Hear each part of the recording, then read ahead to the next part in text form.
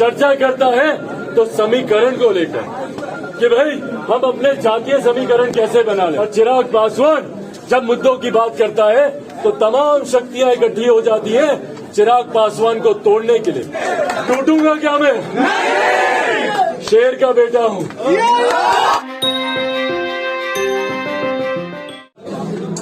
आज यहाँ पर आप लोगों के बीच ना चिराग पासवान सांसद के तौर पर आया है, ना चिराग पासवान किसी राजनीतिक दल के राष्ट्रीय अध्यक्ष के तौर पर आया है।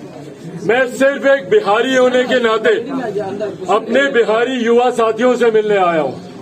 मैं दूसरे प्रदेशों में रहा हूँ, इसीलिए मैं जानता हूँ कि भैया हम लोगों के साथ किस तरीके की समस्या आती है। कोई बिहारी युवा नहीं चाहता कि हम लोग अपने गांव को, अपने घर को, अपने माता पिता को छोड़कर दूसरे प्रदेश जाएं। पर आज आजादी के 75 साल हो रहे हैं। आज 75 साल आजादी के जब हम लोग मना रहे हैं तो आप लोग मुझे बताइए ना कि क्या सही मायनों में जो हमारे स्वतंत्रता सेनानियों ने आजाद भारत की कल्पना की थी, आजाद बिहार की कल्पना की थी, क्या हम लोग उसको पूरा कर पाए हैं? आजादी का मतलब सिर्फ गुलामी से आजादी नहीं था, बेरोजगारी से भी आजादी था, भ्रष्टाचार से भी आजादी था, गरीबी से भी आजादी था। क्या हम लोग उस आजादी को पा पाए हैं? और अगर नहीं पा पाए हैं तो इसकी जिम्मेदारी और जवाबदेही हम लोग को तय करने की जरूरत है। हम लोग को चुनने की जरूरत है कि भैया किसकी वजह से हमारा प्रदेश आजादी के 75 साल के बाद भी विकसित नहीं हो पाया। हम लोग दिल्ली जाते हैं, बम्बई जाते हैं, हम लोग गुरुग्राम जाते हैं, बेंगलोर जाते हैं, वहां पर जाकर हम लोग आईटी जॉब कर लेते हैं, वहां पर हम लोग को रोजगार मिल जाता है। हमारे प्रदेश में हम लोग को क्यों नहीं मिलता? हमारे प्रदेश के मुखिया बोलते हैं कि भैया वाटर लॉक्ड है, रोजगार नहीं मिल सकता। तो वाटर लॉक तो मध्य प्रदेश, राजस्थान भी है, महाराष्ट्र भी है। तो क्यों हम लोग के प्रदेश में ये सुख सुविधाएं नहीं है? ये सवाल हम लोग को पूछने की जरूरत है। जब तक हम लोग इस सवाल को नहीं पूछेंगे कोई दूसरा आकर हमारी मदद नहीं करेगा। हम लोग को ऐसे ही बार बार जाना पड़ेगा दिल्ली, बम्बई। भाई भारत एक साथ आजाद हुआ कि नहीं? तमाम प्रदेश एक साथ आजाद हुए, तो फिर क्यों बिहार इतना पिछड़ा रह गया?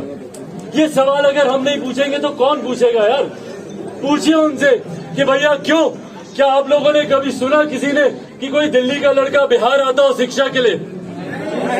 बम्बई का लड़का बिहार आता है रोजगार के लिए? तो क्यों सिर्फ हम बिहारी दूसरे प्रदेश जाते हैं भैया? शिक्षा के लिए, रोजगार के लिए। हमारे माता पिता जब वो बीमार होते हैं, चाचा चाची बुजुर्ग जब घर में बीमार होते हैं तो हम लोग दिल्ली में एम्स के सामने जाकर लाइन लगाकर खड़े हो जाते हैं डॉक्टर को दिखाने के लिए। क्यों ये स्वास्थ्य सेवाएं हमारे प्रदेश में नहीं बन सकती? पर जिस प्रदेश का मुख्यमंत्री स्वयं अपने कैटरैक्ट के ऑपरेशन के लिए 1000 किलोमीटर की यात्रा करके दिल्ली जाता हो तो वहां की स्वास्थ्य सेवा की हालात हम लोग समझ सकते हैं। इसीलिए साथियों बस एक विनम्र आग्रह करने आया हूं। हम लोग पहले बिहारी हैं और फिर कोई जाति या धर्म।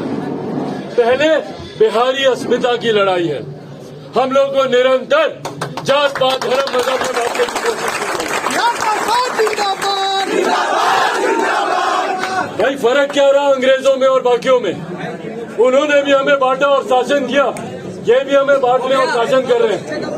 कभी दलित महादलित के नाम पर, पिछड़ा अति पिछड़ा के नाम पर, हिंदू मुसलमान के नाम पर, अगड़ा पिछड़ा के नाम पर सिर बांट रहे और वोट बैंक बना रहे। इसीलिए ये आग्रह कर रहा हूँ, हम सब पढ़े लिखे लोग हैं, हम सब अपने अधिकारों को जानते हैं, हम सब अपने अधिकारों के लिए लड़ना जानते हैं। तो पहले ये बिहारी अस्मिता की लड़ाई है। पहले हमें एकजुट होकर बिहार को आगे लेकर जाना है। भाई दूसरे प्रदेश के लोग देखें तो गर्व से बोले कि हाँ ये बिहारी है, पर हकीकत है कि बिहारी शब्द को गाली बना दिया गया।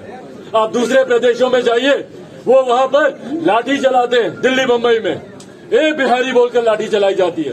उस वक्त नहीं देखा जाता कि अपर कास्ट का बिहारी है, कि दलित बिहारी है, कि मुसलमान बिहारी है, कि ये किसी पिछड़ी जाति का बिहारी है।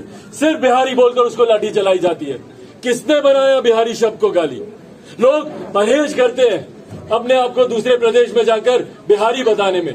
कितने ऐसे मेरे युवा साथी हैं जो दिल्ली में पढ़ते हैं, बोलते हैं भैया हम लोग बताए नहीं है कॉलेज में कि हम बिहारी हैं। क्यों? किसने बिहारी शब्द को इतना बदनाम किया? भाई कोई पंजाब के व्यक्ति को दिक्कत नहीं है बोलने में कि मैं पंजाबी हूँ। महाराष्ट्र वाले गर्व से बोलते हैं कि हम मराठी हैं, बंगाल वाले बोलते हैं हम बंगाली हैं। इसीलिए मैंने खुद अपने तमाम सोशल मीडिया प्लेटफॉर्म पे अपने नाम के आगे युवा बिहारी मैंने जोड़ा है, जो अस्मिता की है, बिहार के खोए हुए गौरव की है। भाई एक प्रदेश जो सबसे ज्यादा IAS IPS अफसर देता है, जहाँ पे बड़े बड़े अस्पतालों में चले जाइए टॉप पोस्ट पे बैठे हुए डॉक्टर्स हमारे बिहार के हैं। पर वहीं बिहार की व्यवस्था देखिए, शिक्षा के मामले में कोई शैक्षिक संस्थान नहीं। कोटा जाते हमारे बच्चे पढ़ाई करने के लिए, और कोटा की भी बात सुनिए, कोटा में पढ़ने वाला बिहारी, पढ़ाने वाला बिहारी, अधिकांश शैक्षिक संस्थानों के मालिक वहाँ पे बिहारी, पर व्यवस्था राजस्थानी। भैया क्यों ये व्यवस्था हमारे प्रदेश में हमें नहीं मिल सकती? क्यों पटना को हम लोग एजुकेशनल हब नहीं बना सकते? जो कोचिंग का जितना पैसा करोड़ों में जाता है दूसरे प्रदेश में, वो हम अपने प्रदेश में क्यों नहीं खर्च कर सकते? वही IT जॉब्स की बात है, तो जब दिल्ली, गुरुग्राम, बेंगलोर में IT सेक्टर्स खुल सकते हैं, तो पटना IT हब क्यों नहीं बन सकता? आखिरी बार इन्वेस्टर समिट कब हुआ था मेरे प्रदेश में? हम में से किसी को पता भी नहीं होगा। कब निवेशकों को बुलाया गया कि भाई आप आए, इन्वेस्ट करें, सिंगल विंडो क्लियरेंसेस है कि ताकि निवेशक आके निवेश करें? इसके बारे में कोई चर्चा नहीं करता। चर्चा करता है तो समीकरण को लेकर कि भाई हम अपने जातीय समीकरण कैसे बना लें, और पेपर पे ही लोग चुनाव लड़ते हैं और पेपर पे ही चुनाव जीतते हैं। मुद्दों की बात कोई नहीं करता, और चिराग पासवान जब मुद्दों की बात करता है तो तमाम शक्तियां इकट्ठी हो जाती हैं चिराग पासवान को तोड़ने के लिए। इसके परिवार को तोड़ो, इसके घर को तोड़ो।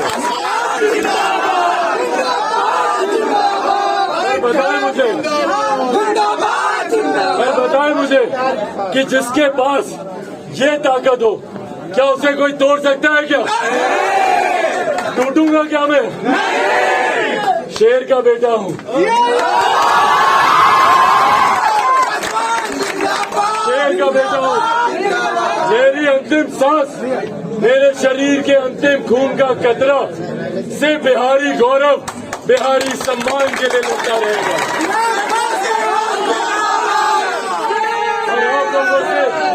और आप लोगों से बस ये विनम्र आग्रह करने आया हूँ, सिर्फ मुझे आप लोगों का साथ चाहिए, जात पात धर्म मजहब से उठकर सिर्फ अपना साथ दीजिए, सिर्फ अपना साथ दीजिए। बिहारी फर्स्ट, आप मेरा विजन डॉक्यूमेंट पढ़ेंगे, बिहार फर्स्ट, बिहारी फर्स्ट। ना जाति की बात है, ना जाति की बात है, ना धर्म की बात है, उसमें सिर्फ बिहार की समस्या है और उसका समाधान है। प्रति व्यक्ति आय को कैसे बढ़ाए, उसका समाधान है। बिहार में राजस्व कैसे बढ़े, रेवेन्यू कैसे बढ़े, इंफ्रास्ट्रक्चर कैसे डेवलप हो, उसका जिक्र मैंने उसमें किया। तो उसके लिए मुझे आप सबके साथ की जरूरत है।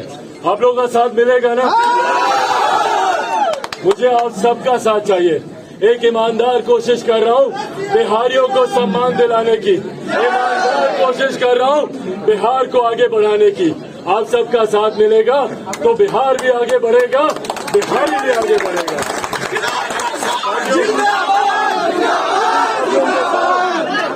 इन्हीं शब्दों के साथ आज स्वतंत्रता दिवस पर आप सबको जहां मैं शुभकामनाएं देता हूं, आग्रह करूंगा कि अपनी यादों में जरूर उन स्वतंत्रता सेनानियों को याद करें, शहादत देने वाले उन वीर जवानों को याद करें और उनके परिवार वालों को याद करें जिन्होंने अपने परिवार के सदस्यों को देश की शहादत के लिए कुर्बान करने का काम किया।